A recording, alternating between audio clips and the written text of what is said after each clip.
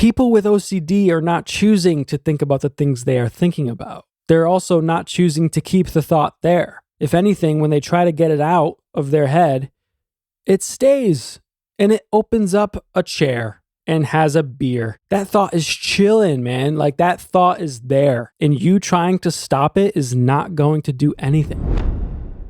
Hi, welcome to Please Excuse My OCD. My name is Tyler Falcoa, and if you are new here, welcome to this different type of podcast. If somebody has sent you this podcast, tell them I said thank you, because I want to help people understand OCD better. And they're helping me by helping you understand it. Now, disclaimer, as always, I am not a medical professional. I am simply someone who has lived with OCD for most of his life. And I'm here to share my experience with OCD with you. As always, if you are struggling, please seek advice from a trained professional. Today, we are going into the don'ts, okay? I feel like I've gone into a couple do's the past few weeks, and today we're going into the don'ts, because the don'ts are just as important as the do's. When people say they want to understand OCD, it's not going to be a one and done type of thing. People who have OCD are still trying to figure it out and trying to figure out what works for them. When I have these conversations with people in my life, and of course here on the podcast talking about it, I am well aware that this stuff takes time, compassion, empathy, sympathy, understanding, and practice. I just want to reiterate that the things that I'm talking about today have taken me a long time to understand myself when it comes from other people, and the people themselves usually say these types of things because they don't understand. So, what does that mean? Well, today I want to go into the 5 things you never say to someone who has OCD. These are things that I've heard my entire life.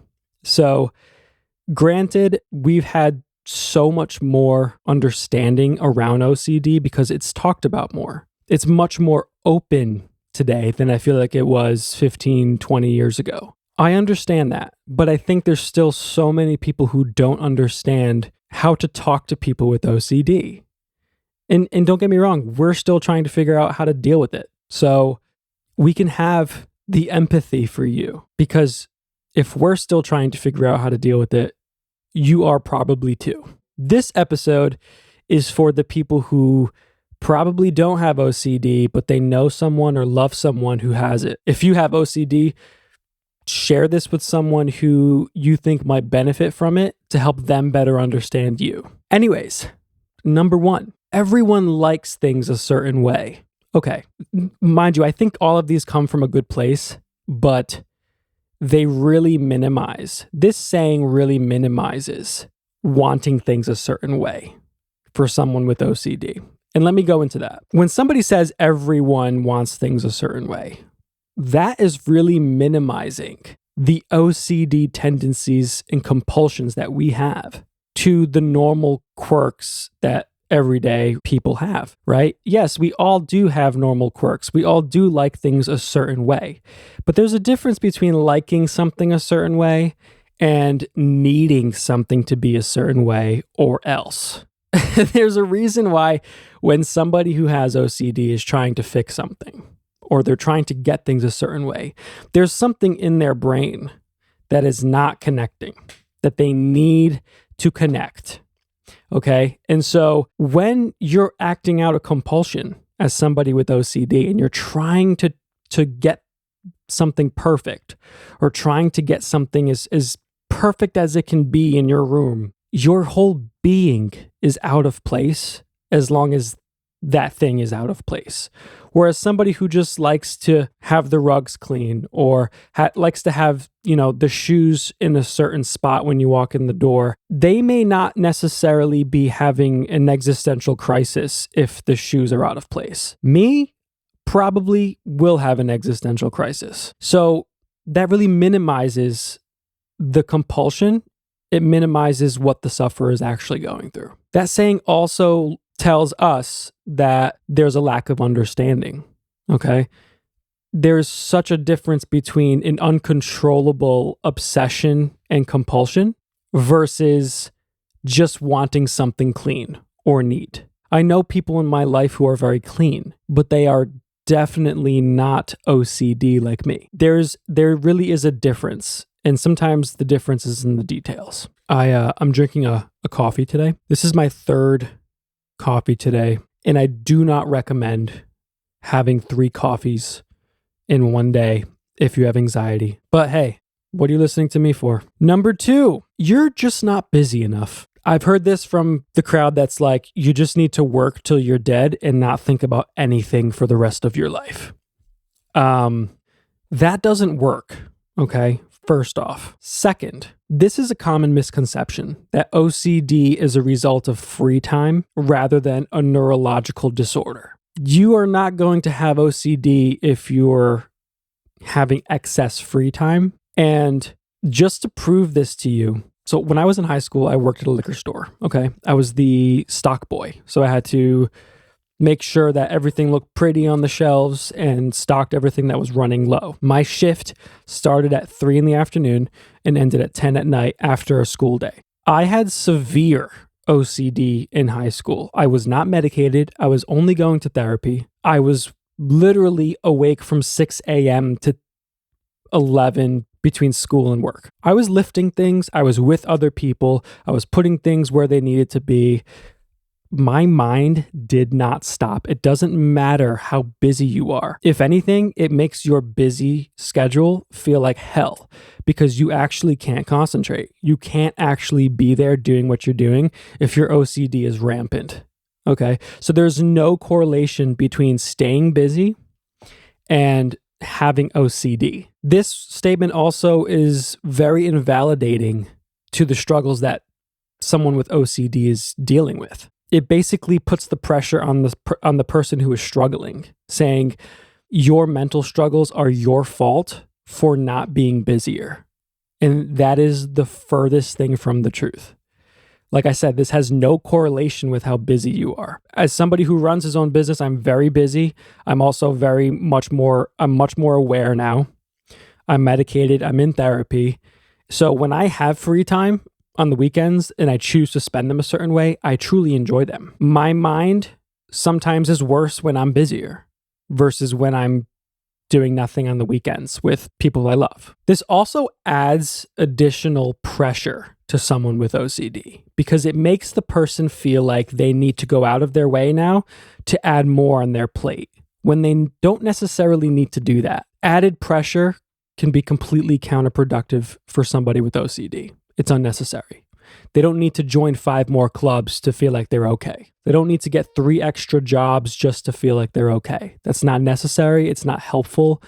And the statement really just shows a lack of understanding. Number 3, you're being irrational. This one really grinds my gears because people with OCD know it's irrational. We know that it's completely out of left field.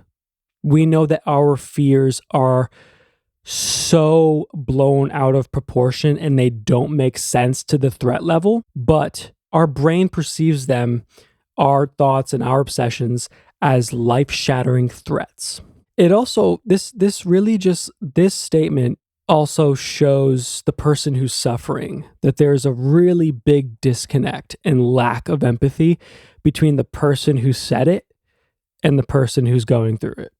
If you say to me, you're being irrational, to me, as somebody who knows that he has OCD, knows that his thoughts are irrational, that shows me that you're not actually even giving the energy to try to understand what I'm going through or what I'm seeing. You know, it really doesn't have to do with the thought, it's the reaction to it. And that's what people who don't struggle with OCD understand fully. When somebody says you're being irrational, there's a massive stigma that is just hounding itself around that statement because many people with OCD already feel immense amount of shame and guilt. They may also not even be accepting that they have OCD.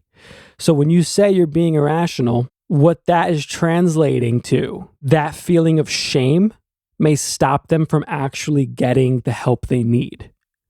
They already are having trouble with dealing with their emotions and feelings. Now they feel shame around it. They're less likely to go to someone and say, hey, I'm really struggling with this. Can you see my logo? I think I got chocolate on it the other day because I washed this and it's still there. Anyways, when someone with OCD is seeking help from someone else, specifically somebody who doesn't struggle with OCD, it's a really vulnerable experience. So you have to be very careful about how you choose to handle the situation with someone who has OCD. You don't want to invalidate their feelings. You know that the fear is irrational. You know that they know the fear is irrational, but their brain is on hyper mode. Their body is on hyper mode. And by you saying you're being irrational, that doesn't help the situation. This is what I said earlier. I think I said this on episode 1. I don't like a serious situation to feel more serious than it already is. Do you think that me coming into a serious situation with a serious attitude and a very shameful comment like that, do you think that's going to help? No, not at all. It wouldn't bring any good to the conversation. This is a really good coffee. Number 4, everyone has something. Gee golly. That's just so comforting to know that everyone else is suffering like me. I don't want other people to suffer. We don't want other people to suffer. Like, I understand the intention. It helps to feel less alone. I think that's what the person who's trying to help is trying to say. Hey, everybody has something. And while that may be true, that completely belittles the condition of OCD. What this does is it completely generalizes the struggle that the person with OCD is going through in a way that makes them feel like, well, their condition and their issue right now is not worth the support and the attention. And that's not the right answer.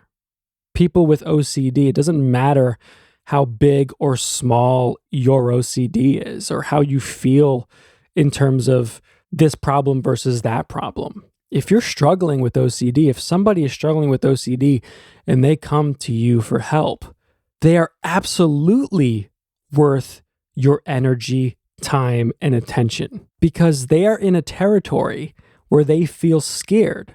They feel completely terrified, helpless. They feel out of control of their own actions in their body. Even though they are in control, they feel out of control. I keep hitting this mic.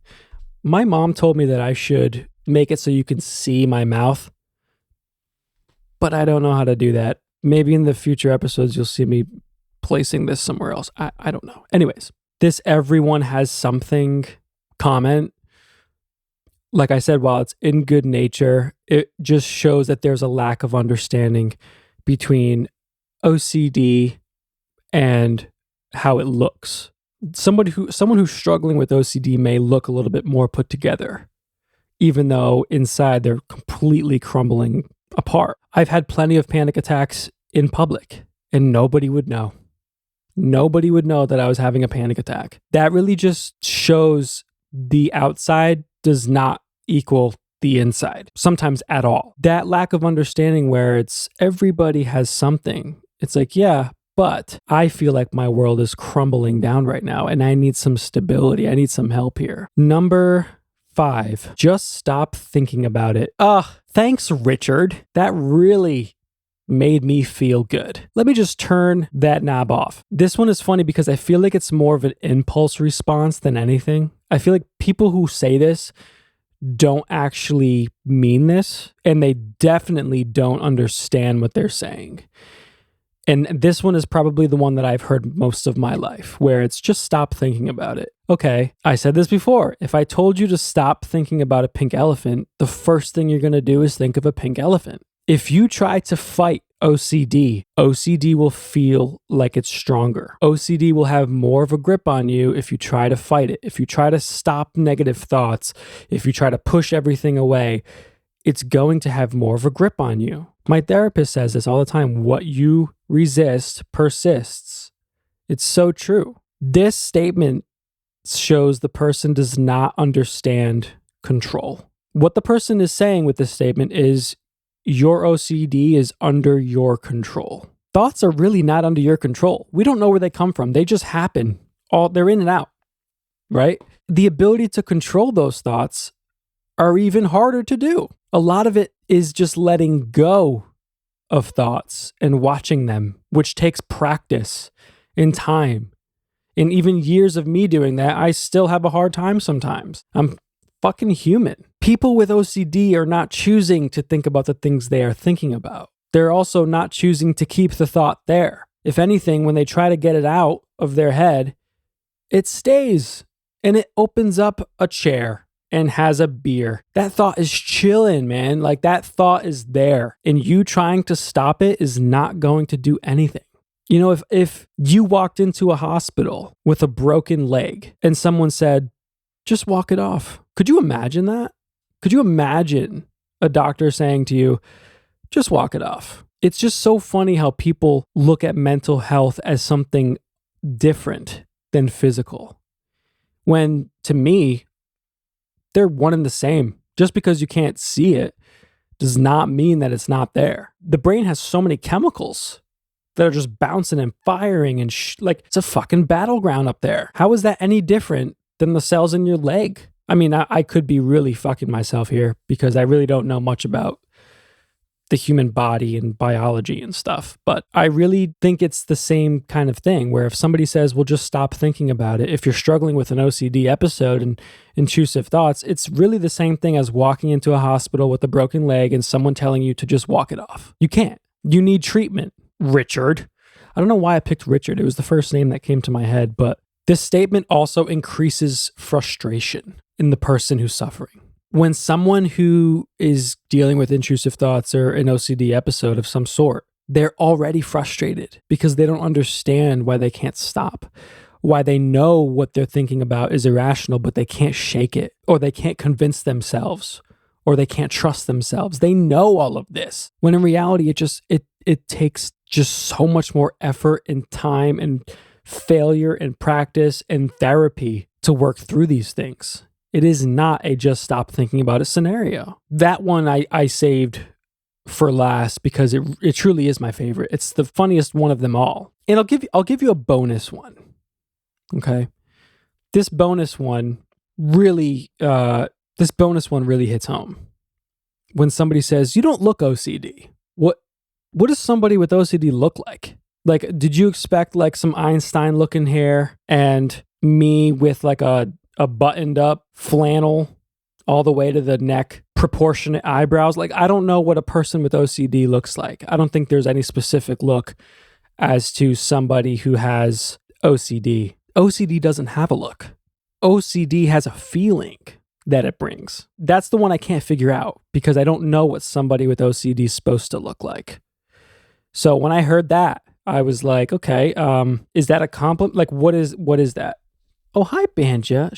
This girl wants to play. So those are my top 5 things you should never say to someone with OCD. They are, everyone likes things a certain way. You're not busy enough. You're being irrational. Everyone has something. Just stop thinking about it. Once again, thanks, Richard. Now, moving on to my favorite part of the podcast, the Q&A. If you want to have your questions answered at the end of every episode, I answer questions. So if you want to have your question answered, you can go to our website, www.pleaseexcusemyocd.com. And there's a tab there that says Ask Me a Question, where you can submit. You can be anonymous if you'd like. You can not be anonymous. It's great. You have all the choice. Okay. Here we go. This one comes from Sarah C. She asks, I have a friend who was recently diagnosed with OCD. I want to be supportive, but I'm not sure how. What are some ways I can help without accidentally saying something hurtful? This one, I could go on for hours about how to help a friend who has OCD.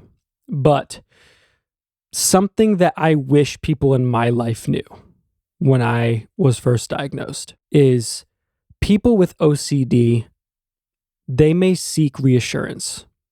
And while it may feel like a natural instinct for you to reassure them, regardless of what their fear is, if their fear is, you do think I'm a good am I a good person? Would I ever hurt someone? They're looking for reassurance. And I would be very careful to make sure that you don't reassure them too much, because seeking reassurance is actually a compulsion itself. It is trying to put some water out on the fire of the intense fear and obsessions that they're having. So when they're seeking reassurance, it's actually their way of trying to tame the fire that they're feeling. And so what is a way to combat that is you can reassure them once or twice. Yes, you are a good person. Regardless of what their obsession is, you can reassure them. But after a few times, it's best that you don't reassure them, because you're actually continuing the cycle. Because it doesn't matter what kind of evidence OCD gets, it's going to continue to need more and more evidence all the time. So giving a little bit of reassurance, but also after a certain point saying, we've talked about this. It's okay. We've talked about this. You don't have to say anything negative. You don't have to make them feel like they're being a burden or annoying or anything like that. You can just redirect their thoughts in a different way. That right there is something I wish people in my life knew, because I was somebody who sought reassurance all the time in regards to my obsessions. And if anything, there were only small moments of relief when I got those answers, because 10 minutes later, it was the same questions again. This one comes from Amir.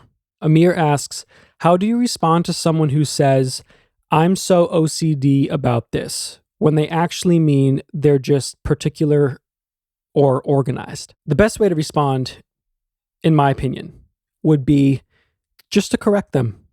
You don't have to play into it. You don't have to agree with it. If they truly have a misunderstanding of what OCD is, you can just say, well, that's not necessarily OCD. OCD is much more than that. You don't even have to say that. You could just say, well, that to me just seems really organized. Just changing the conversation from that's really OCD to that's really organized. You can be super organized and not have a trace of OCD in you. That's what I think most people don't understand. So redirecting the energy from OCD, the attention on OCD, to organization. Well, that's not necessarily OCD. That, you just seem really organized. That's actually a really good question, because I feel like the question to me revolves around how do you deal with this statement in person rather than what do I say? It's more about how you can change the conversation. This last one is from Chloe B. She asks, what are some do's and don'ts when it comes to talking about mental health, specifically OCD, in a public setting or on social media? I don't know if you've asked the right person here, because I have a very different approach to it, because I have found for me that being real about what I was going through my whole life, that was the only way I could really deal with it. Was I needed people to know what it was that I was struggling with. Because for me, I felt like being out in the open with it, I didn't have to carry it alone. And even if they didn't understand it, they could still look at what I was going through and try to understand it. I also talk about humor. I'm someone who uses humor all the time to deal with things.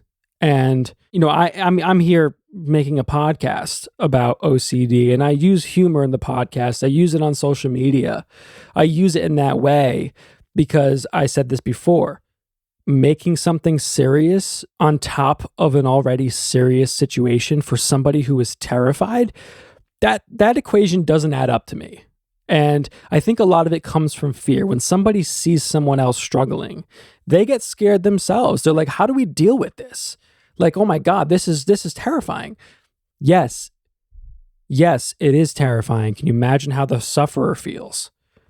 So I personally like to go at it from an honest approach, an approach that makes it a little bit lighter than what it needs to be. I can talk from experience, and I can talk from things that actually have worked for me that may work for somebody else. It may not work for everyone, and I'm quite sure that it doesn't. But for some people, it might help. And so being honest, I think, is the best way to go to talk about OCD. Thank you so much for tuning in this week to Please Excuse My OCD. Send this to somebody who you think could use it. Send this to someone who may not understand the OCD that you struggle with. Maybe this will give them a little bit more insight on how to deal with it when it arises. If you've been liking my content, give me a follow. 5-star rating. I love the number 5. That would be great. Also, on my website, if you would like a question answered, www.pleaseexcusemyocd.com. That's where I have the submission form to ask a question. The merch is up there. What else do we got up there? We got a newsletter that you can sign up for, which is going to be coming out sometime this year. That's pretty cool. Yeah, thank you so much for hanging out with me, and I'll see you next week.